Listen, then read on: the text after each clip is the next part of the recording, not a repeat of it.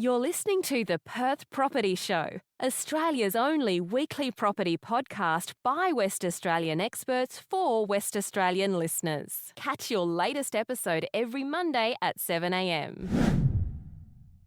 Good morning, everyone. Welcome to the Perth Property Show. My name is Trent Fleskens, your host as always. This week we're having a chat with another industry leader, someone who's been in the podcast pretty much 2 years ago now to talk about the Northern Beaches, and we're going to hone down into his absolute heartland of Iluka and Currambine today. It's Jay Dash from Noble Avenue. How you going, mate? Good, thanks, Trent. How are you? Yeah, very good. It's crazy to think it's been 2 years already. It has. But when we listened back to that podcast, episode 294, we nearly fell off our chair when we were listening to some of the prices. I think you saw my face when I was listening to some of the figures back then. Yeah, and we'll talk about that today. As an update for everyone in the industry, we're in those mid to high 6,000s now in terms of stock on market. It is rising about 150 properties on average per week. And the reason for that, as I said before, is not because there's more sellers on the market. There certainly aren't. There's less buyers. There's just less transactions going on, and therefore, if you have a constant number of properties coming on and less people taking them off every week, that stock on market number is going to keep creeping, which is happening right now. So we've just ticked over half of a balanced market, and that trajectory at the moment is moving closer towards a balanced market. We expect it to continue to do that until most likely November, December this year, where again, agents will go on holidays, sellers won't bring their properties to market, and transactions will probably stay pretty similar, which the bleeding will probably slow down at that point in time. But in the meantime, winter, spring selling season, it's a time to buy. If you're a buyer out there, this is the best time you could have been buying in the last couple of years. Jay, yes. Luke, what an experience it's had over the last couple of years. How's Crazy. that median house price been travelling? I think when we were listening to it last time, we were saying it was 1.23 was what I said, and now it's in the 1.7s. Yeah. So 500 grand. For the same product, For the right? same product. And what is that product? 1.7 now is that single story, maybe a renovated kitchen. Big, beautiful home. Not Most a of double- them are, right? Most of them are. This 1.7 now is probably getting you something that's a single story on the east side of Delgado, which is what I said last time. Yep. Currambine is still doing well, but the number of transactions obviously have dropped across the board as it has. I think before I said, when I was listening to that, you could get into Currambine for around 800 for something that needs work. Now it's probably close to $1 million or around that mid-nines for a very similar product. But there was a point a few months ago where they were selling for 1.3, 1.4. Wow. Yeah. And I think that's because of the neighbouring suburbs, because they were getting priced out of that, so they're coming over. There's so much to unpack in that. The first question I ask is, we know that there's been a softening of dynamic of demand versus supply across the whole of the country, and let alone Perth. We're still seeing marginal growth numbers in Perth coming out of the data. What's the difference in experience you're having between an Iluka, which is a premium suburb in the circular area that you're in, and the Currambine, which is on the lower side of it? It depends on the product. So I think in both suburbs, they've got what I call products that people are upgrading to. So affluent sort of homes. Now, the numbers have definitely dropped across the board in home opens as well. If I was putting something in Currambine that was in the market for around mid-ones, which is getting to that top end of Currambine, I would still see about 30 to 40 groups. Now I'm probably seeing 8 to 10. In Iluka, if I look at it in that regard, properties that are around that mid to high twos. I think we had one in May and we saw about 36 groups through that one. Now, maybe I'm seeing 12. And how many offers are coming out of those environments across both suburbs? Well, we had one recently in Currambine, a good quality product. It was original, but it was immaculate, move-in ready. They had done a lot to it before putting it on the market. I had appraised that property back in December. To be honest, when I was opening that property, I was expecting we were going to be absolutely smashed on numbers. Good quality product, great location. Opened it about 4 weeks ago. First home open, we had 11 through. And I always believe in doing a second home open before we even look at any offers. So do I, yeah. So instead of just shutting it down straight away. We did the second home open. I had one group, which was very surprising. And what date was this? This was probably, I'm going to say, about 3 to 4 weeks ago. Yep. And out of that, we literally had one offer. One offer. It was a decent offer, but only one. And how did that offer relate to the asking price and the expectations of what would have been a year ago, December, and now? I think if I'd put that on even 6 months ago, I would have probably seen a figure close to around the 1.4 sort of mark. This ended up transacting around the 1.2s. Okay. And how does that compare to what you would have expected a year ago for that product? I think there would have been a lot more buyers looking at it 6 months ago. There'd be a lot more interest for that property. People would have been able to see the potential, even though it wasn't renovated, but it was completely move-in ready. Whereas now they've looked at it and they go, we need to renovate the kitchens, bathrooms. Even though we can just move in, we'll go and buy something else.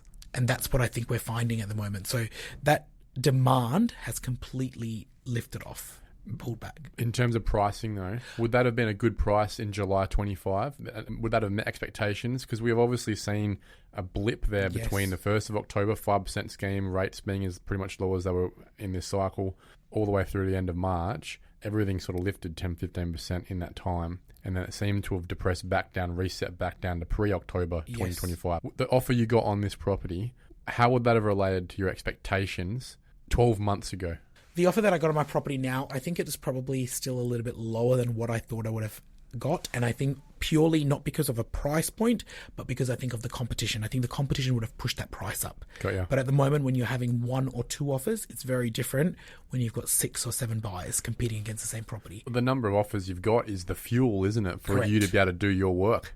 Absolutely. It's the smoke and mirrors. It's not really to show the property. It's to turn that 1.2 into 1.3. Correct. It's to create competition. It's hard to do that when there's no competition. 100%. And where do you think the weakness lies, if there is? Is there more weakness in Currambine? Is there more weakness in Iluka? Or is it segment-based in terms of the property within that suburb? I think it's completely segment-based. I think transactions are still occurring, but buyer confidence is very low. And I think the only way that buyers are actually buying homes at the moment is if it's ticking all their boxes. With a very good quality product in Iluka, irrelevant of the price point, obviously it does have some relevance, but if it is in the high price point, but it is completely move-in ready and it's specced up, buyers are still buying it. Whereas you could show them something that is very well priced, but is not ticking all their boxes, and they're completely just skipping past it. They're coming through the home open. It'll sit. Correct. It's going to sit there. And then the outcome is essentially price, right? It is always coming down to price. It takes a little bit of adjustment, even for us as agents, I believe, that to look at it and go, I actually cannot justify that this is not selling at that price, given what else I've sold in the area. And then you start looking at when we've sold some of those, and even in the last few weeks, you go, well, it's slightly changed. Last time we chatted, we were pretty surprised you were selling properties in the 2 millions in Iluka 2 years ago. What lofty heights have been reached over the last couple of years? It's interesting because obviously when we were having that conversation before this, I looked at a property that I appraised in October 2024. And during that time, it's always a beautiful home. It still is. I put a figure of early to mid 2s on it because nothing was transacting around that sort of vicinity as much at that point. We've just sold that one in May this year. So 18 months later? 18 months later. And in the high 2 millions. Okay, and is that getting up to a record? So there was one oceanfront that sold above the 3, but that high 2s now for good quality products became a norm a little while ago. Is that a price that you think you still would achieve today in Q3 2026 versus May? Or do you think that's probably the peak of where it is and it may have come off a little bit? It's a very interesting question because in relation to this property, so we had 4 offers on this home. Clearly one of the best properties in the suburb. Correct. So it was just immaculate, presented beautifully, great ocean views, had all the bells and whistles, great backyard, because Iluka doesn't have a lot of houses where it's got the pool and the lawn. This had both. And the houses are massive. Right? Correct. So it takes up most of the plot. So this had both on it. We had 4 offers on this property and all 3 of them were cash contracts. Now, the buyer that's bought the property, we are trying to work with them because they've had some situational changes to try and secure this home settlement. Hasn't gone through yet. Yeah, wow. Funnily enough, the other buyers that have missed out are still engaging. Okay. Live event right now. Yeah. Correct. So they're still engaging at a very similar level. Yep. And I've asked them the question, have you seen anything else that you've liked? No, we've seen others because I've noticed some houses that were on the market at that very similar time. They have not transacted and they've now dropped in price. And I've asked the buyer, have you looked at that one? And they've gone, yeah, but it's not suiting what we're looking for. Okay. And they're great homes. So it's very much a horses for courses situation. Correct. I mean, Tom Mishak out of Queen's Park said a similar thing. It's segment-based. But his view on the segment-based, I guess, is where there is an involvement of investors or not. And Iluka has a very low investor base. Yes. But it does have a base of people who emigrate across from the East Coast. You made comment on that last time that you've had buyers, quite a few buyers that have come across the East Coast. Has that dried up? Completely. No more people moving across? Very, very few. Or if they are, it's actually purely they're moving right now. Whereas before they were buying, renting it out, and then moving down in a few years. Because they were obviously so worried about being able to get in. Correct. Yeah. So there's the more options, the more mobility, which we've all been asking for over the last few years. We've been screaming out for more mobility options. It's allowing people to now to make more live decisions. Correct. See, all of this data is really important for us as developers, investors, people listening to the podcast to get a live view on the ground of what's happening. I think what's happened is what you saw was a mechanical change, is what I'd like to call it, of when as interest rates started to rise again. You see that mechanical outcome of there still being interest, still being sentiment, still being FOMO of people feeling like they needed to buy a property, but being then limited by their serviceability. The banks, the rules of the game is making it harder. So that started to thin the herd. And that was a conversation I was having with top agents in the first half of the year, is that absolutely the FOMO is still there, the intent is still there, but there's just less people that can afford, so less people are rocking up, or at least putting offers in. Now it seems like the budget has not only been that mechanical kick in the nuts, but also the sentiment, the psychological side. And I think that's the real game changer here in the dynamic between demand and suppliers, that despite there being less people that were able to afford these lofty heights of high 2 mils and Iluka, there was still intent, still people. Now people are gun shy. 100%. As my mate Lockie Delahunty has said on another podcast, you don't want to be that guy catching the falling knife. Yeah. And risk-averse people are very concerned about that reality. 100%, which is why we're probably seeing a lot more subject to sales in the market. Tell me about that. What's happening? So before, with a lot of these homes, whether it's Iluka or Currambine, and because they were in such a competitive environment, a lot of buyers were quite confident in making subject to finance offers, putting a longer settlement and bridging, because they knew that they could put their house in the market in 2 or 3 weeks, and whatever figure that they were going to get was probably going to be more. Whereas now that's changed. So buyers are putting in offers, but they're putting it subject to the sale of their homes. Where we're getting stuck is they're putting in an offer, say, at week 1. Their house is going on the market in week 3. They're not getting a sale until week 6. But by that time, the market has shifted again. If they thought they were going to get 1.5 for their house, now they're potentially getting 1.3. That's now affecting them to be able to buy the contract that they committed to. Correct. So the amount of times in the last few weeks, I've had calls from other agents who I've got subject to sales with, look, we've got an offer, but it's not where the sellers need to be. So what are you doing? What are your sellers doing? Are they pulling the contract, or are they facilitating it and giving extension? I think it depends on the seller's situation. So I've had quite differences. Like with some of my sellers, I've always said, look, these are our options. This is what we can do. We can continue the way that we are going, obviously, but this is our strongest buyer. My recommendation is this: do we do some sort of adjustment to try and make a deal, because it's going to allow you to move forward? And a lot of the times, if my seller is purchasing something, then I will then take that on board to try and make the chain work on the other end. It's not a great conversation to have. It's never a great conversation, but I think if you don't have that great conversation now, you're going to be there in a few weeks and the sellers are not going to be sold, and they're going to be in a worse position than they are. I think it depends on the seller situation. And I think if there is a deal to be done for them to be able to move forward to the next chapter, then it is worth having that conversation and that adjustment. Where do you think that the dynamic ends up at the end of this year before you go away on your Christmas holidays, Jas? What does it look like for you compared to now? I think we're going to see a little bit more pain until the end of the year. I honestly do. I think it's going to go back to very much old school real estate, where before the buyers were throwing offers at us. Now it's going back to actually nurturing those buyers, finding out what they're looking for. And I've noticed that over the last few weeks, where it is going back to the point where if a buyer inspects a home in the first week, and when you do your follow-ups, they don't call you back, it doesn't mean that they're not interested. It's happened to me on a property over the weekend.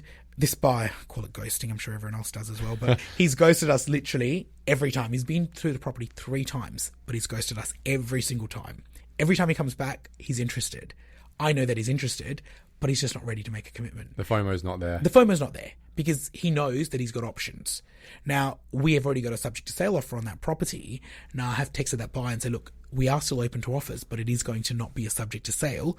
That's now prompted him to reply to me. Now, this is the first time in a few weeks. Buyers just not taking the market as seriously as Correct. they used to. It seems, and it's a very sell-side situation, isn't it? You're either one side of it where it's absolute FOMO and people are yelling at you all the time and so unhappy 100%. with you, and then the other way where all they wanted was you to give them a bit of time and love, and they don't even answer your call. Yeah. There's no middle ground, really, is there? 100%.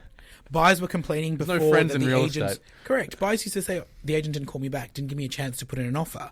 which I found ludicrous. But now they're not even answering their phones anymore. Yeah, things have shifted definitely with regards to that dynamic, and I think there's a little bit of spite in it as well. Correct. It's been 5 years of buyers feeling like they're getting stuffed around, and there probably is a little bit of that vengeance going on at the negotiation table. Absolutely. I reckon we're going to see quite a few agents either go on holiday or pack it in. Yes. Because it means we're finally having to see agents do an honest day's work for the first time since COVID. And I reckon there's a lot who have jumped on board for the easy ride and don't know what an honest day's work looks like in terms of having to follow up buyers, nurture leads, nurture marketing, for example. It's interesting to see because I've noticed on social media recently as well, before it was my feed was literally flooded with agents sold after the first home open, 7 offers. Yeah. That's completely dried up. Exactly right. And it's not something that I'd ever be super proud of. No. Either. Didn't do a lot of work, made lots of money. Yeah. Next. It's like,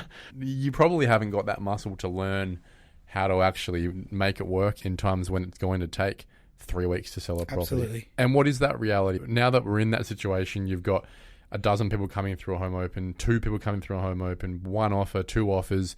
How long is it taking to sell a home now? It used to be, a week and a half, 2 weeks. Now it's taking probably, I'd say, around that 4 to 6 week mark. I think now it's crucial with your sellers to actually have very good communication, to actually do your feedback with your buyers. Because you know what? We might not like the feedback, but it is coming from the marketplace. Yeah. These are the buyers it's honest feedback. And I think that's one of those sort of things. And I've noticed that with my vendors as well. I've got a property on the market that's been on there for a little while. My sellers know exactly where everything's at. They understand what the market's doing. They're seeing it out there. They're going to look at home opens as well. They're seeing the numbers coming through their home open. They know that there's interest there, but it's not translating to offers. And this is where they go, what do we do? And I think you need to have a plan. Whereas I think everyone went through a stage where you could put any price on it, or you could just go, well, we'll probably end up getting more than what we think is no price. Yeah. But now those no price properties are literally getting less and less inquiries. And I've even noticed that everyone likes to test the market. No one knows where it's sitting. But the properties with price, they are getting certainty, isn't it? Correct. That's the thing, is that when the buyers have a bit more of the prerogative, it's sort of like looking at a dating app where there's no photos. Why would you click on that person? 100%. Or a Facebook page where it's a picture of their dog. I can't trust you. Yes, exactly right. Now I think is where things are going. We have to go back to the old school of setting ranges, setting genuine from prices, for example, and being honest about what we hope and expect for, and hoping someone agrees with you. Absolutely. Rather than just saying... And you've got to be used to the buyer coming in under that price. Exactly right. And negotiating. Correct. And taking a risk on sitting them for a week or two and hoping for someone else to come through. Doing a renovation, touching your property up, getting it sale ready. And I think that's more important than ever. Because before, and I often say this in appraisals in the last few weeks, I said, look, probably 8 months ago, even though I never did, you could put a house in the market with a hole in the door and a buyer will go, that's fine, I'll deal with it. Now it's a wonky doorknob and they're going, oh, I'll just go and buy the other one down the road. Yeah, I don't have to deal with this. I actually had a buyer say to me last week, they came through a home and they said, oh, do you know if the sellers are going to fix those loose door handles? And I'm like, which one? And they brought me upstairs and it was in the powder room upstairs. And I was looking at it going, does it? And they're like, yeah, it's a bit shaky. I've never had this conversation in 5 years. Yeah. It actually blew me away. But it's probably emblematic of where things are going to. Yeah. In a balanced market, there should be balanced dynamics. Absolutely. Staging. Yes.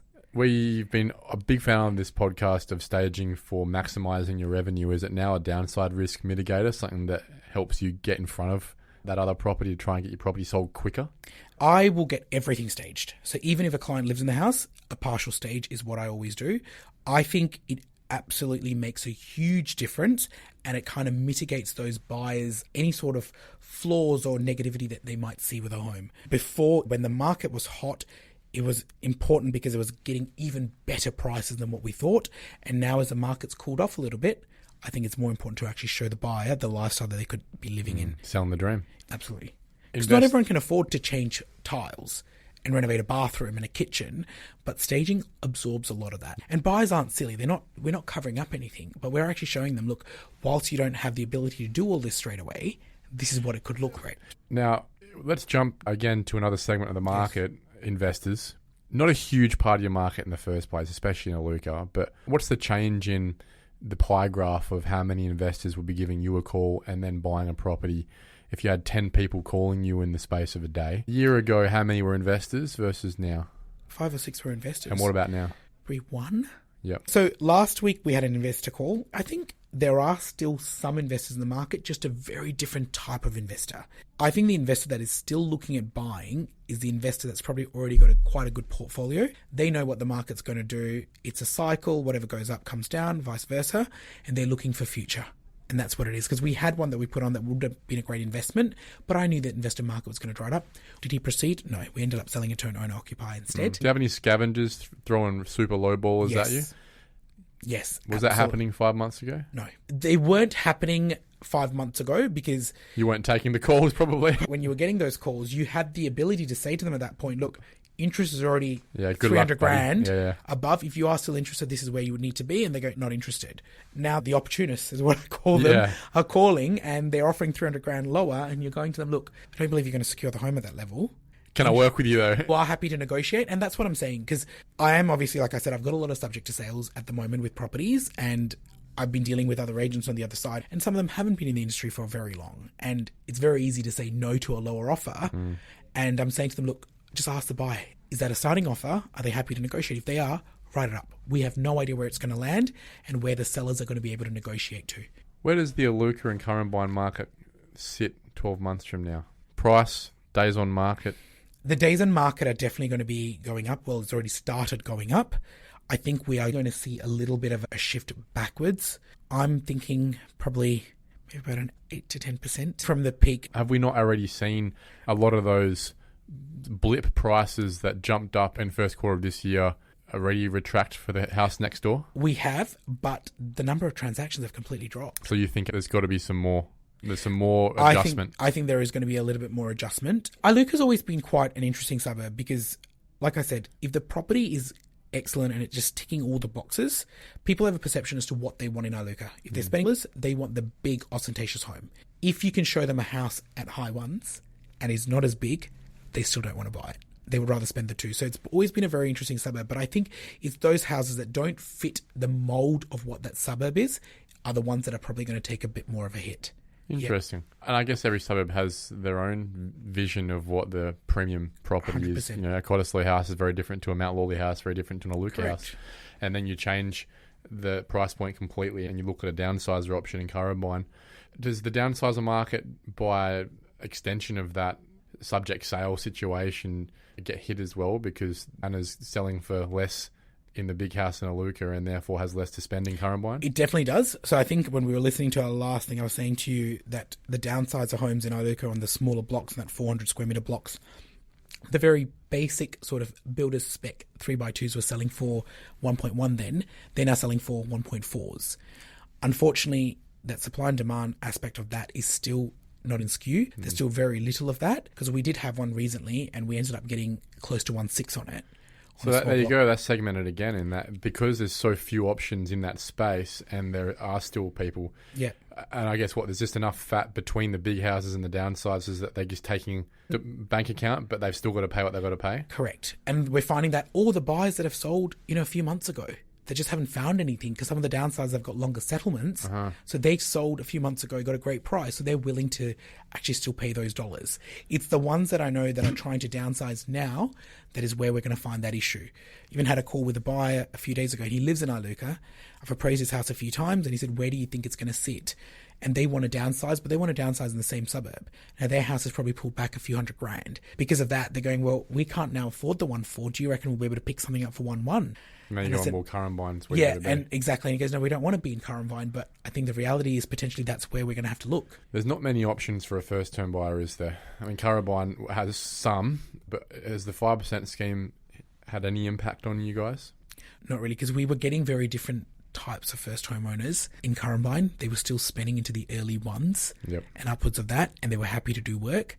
It's those properties now that were the early ones in Currambine that needed a lot of work that is probably going to start seeing a bit of a blip. I actually had an interesting conversation with an investor who owns a property in Currambine. So he's had it on the market with another agency for, I think he said it was about 4 months or whatever.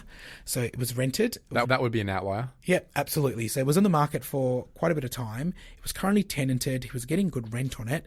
3 bedrooms, 2 bathrooms on a 80 block. He had an offer on it subject to the sale of another property in the high 9s. Now, the subject to sale didn't achieve what they wanted, so they didn't end up proceeding with the purchase. He obviously then adjusted his price and it went up to early to mid-9s, and he was still trying to get those buyers back, but those buyers that bought it decided they didn't want it anymore. Agency agreements ended. He's called me and he said, look, I've seen that you've sold the one around the corner. What do you think mine is going to get? Now I said, let me call you back in 24 hours so I can have a look and see what it is. I haven't been through the home. There was one around the corner that was a lot nicer, renovated. It was only had one bathroom, but had a pool. That sold for $920. His was completely original. So I said to him, look, I'm actually thinking now it's probably a high 8s. And he said, do you really think it is? And I said, potentially. And he said, do you have a buy for that? I don't want to go on the market. I put it out to the database because I've got a lot of buys. It's a great price point. It's a rare price point. We had one offer come back, sight unseen. Yeah, we'll offer them $720. Yeah. And I'm looking at it going, hang on. So I called them back and I said, just wanted to, yep, $720. Because that's what it's going to be like in 6 months, is what the buyer said to me. And I said to the guy, I said, look, I think you should just continue renting it out. And he's insisting that he wants to just take the money out because he wants to buy something else where he's from over east. Yep. You know, and he said, look, if someone will pay me mid-8s, that's the $130,000 drop from the offer that he initially accepted in a few weeks. Yeah, it's 15%. Yeah.